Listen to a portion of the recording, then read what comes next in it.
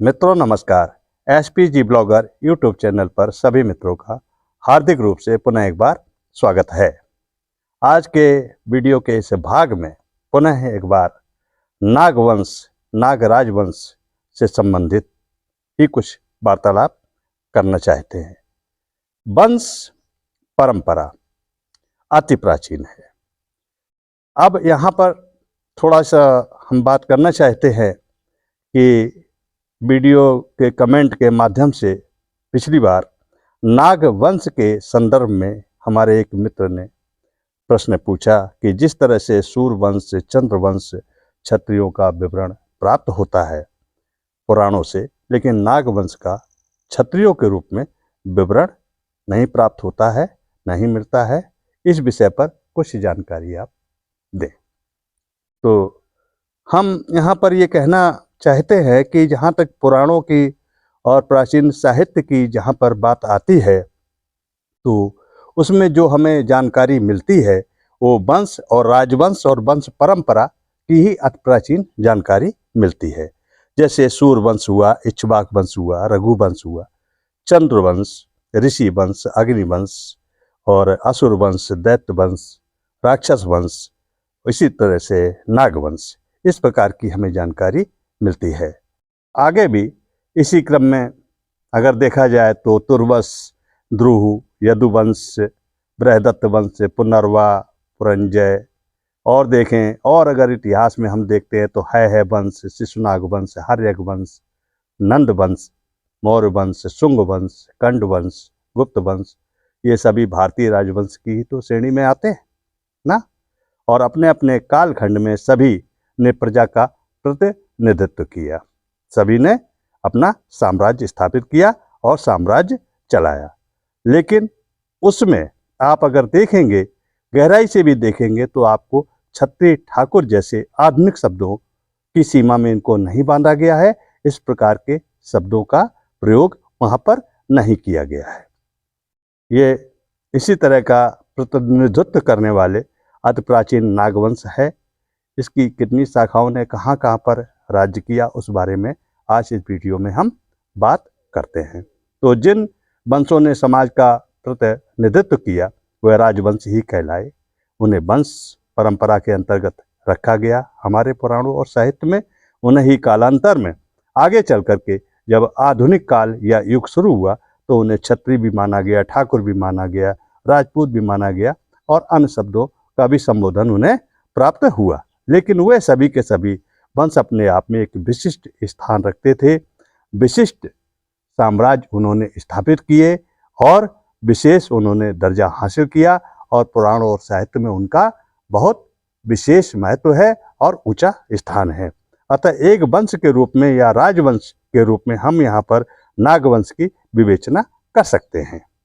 अन्य क्षत्रिय ठाकुर राजपूत जैसे शब्दों का प्रयोग हमें प्रयोग करना यहाँ पर उचित प्रतीत नहीं होता है। देखा जाए तो पौराणिक नागवंश से ही कई क्षत्रिय राजवंश दावा करते हैं कि वह क्षत्रिय हैं।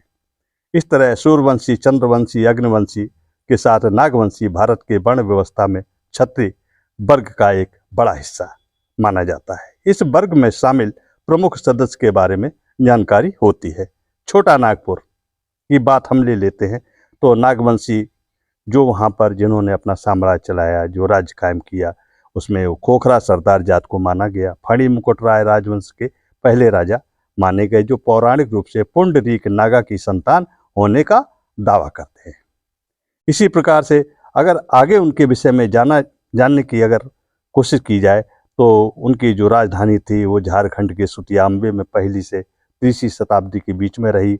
बाद में उनके वंशजों ने चुटिया, जो रांची के अंतर्गत स्थान है, 3वीं से 12वीं शताब्दी के अंतर्गत उनका स्थान रहा।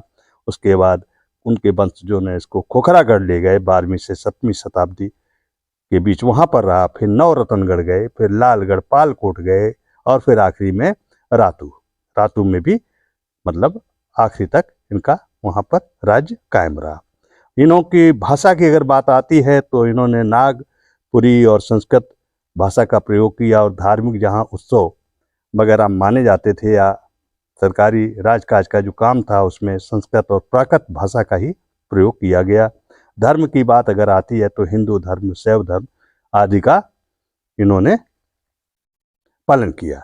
आगे अब हम पद्मावती के नाग की बात करते हैं तो राजधानी पद्मावती मध्य प्रदेश का जो पवाया क्षेत्र, वहाँ पर इनकी राजधानी थी और वहाँ से इन्होंने अपना उज्जैन, मथुरा, कांतीपुरी आदि में साम्राज्य फैलाया। और जहाँ तक बात आती है इनकी राजधानी की तो नरवरगढ़ जो मध्य प्रदेश के शिवपुरी के अंतर्गत आता है, वहाँ से वो केंद्र था और वहाँ से इन्होंने अपना साम्राज्य संचालित किया।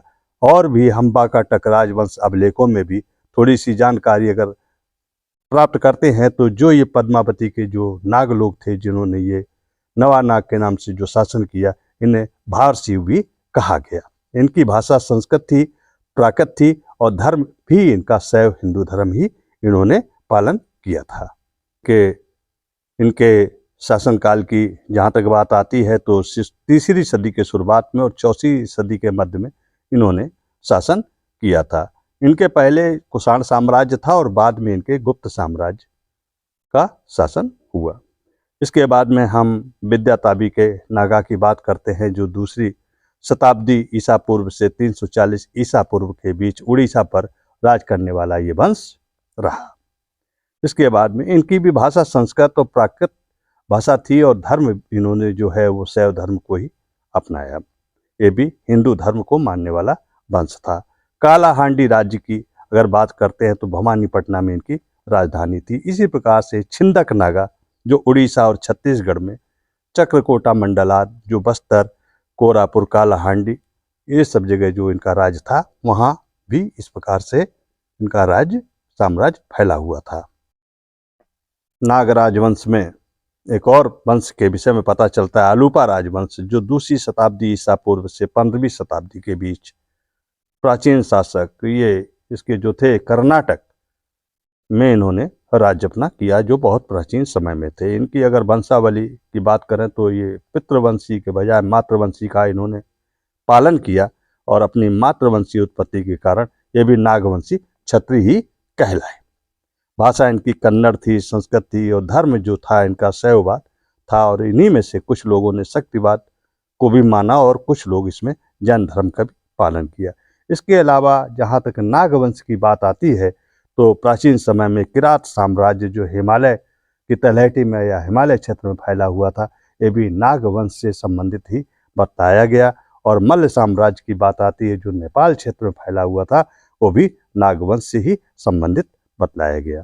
इस तरह से मित्रों जो भी जानकारी हमें प्राप्त है उस तरह की जानकारी इस वीडियो के माध्यम से हमने यहाँ पर नागवंश के संदर्भ में दी है। मित्रों अगर कोई त्रुटि रह गई या किसी प्रकार की अन्य जानकारी जो हम नहीं जोड़ सके हैं, जो उस जानकारी को अगर हमें कमेंट के माध्यम से अगर हमें बतलाया जाएगा तो ज़रूर अगले वीडियो में हम उन जानकारियों को ऐड करके आगे और बेहतर वीडियो बनाने का प्रयास करेंगे। मित्रों आप लोगों से गुजारिश है कि हमारा मनोबल बना रहे, इसके लिए लाइक सब्सक्राइब अवश्य करते रहिए, जिससे हम अच्छे से अच्छे वीडियो आप सबकी सेवा में प्रस्तुत करते रहें। और जो लोग चैनल पर नए आए हैं उनसे भी हम गुजारिश करते हैं कि वो सब्सक्राइब करें, जिससे हमारे वीडियो की अपडेट्स उन तक आसानी से पहुंच सके। इसी के साथ हम अपनी वाणी को विराम देते हुए वीडियो को समाप्त करते हैं और पुनः आगे मिलेंगे अच्छे से ऐतिहासिक वीडियो के साथ। तब तक के लिए नमस्कार।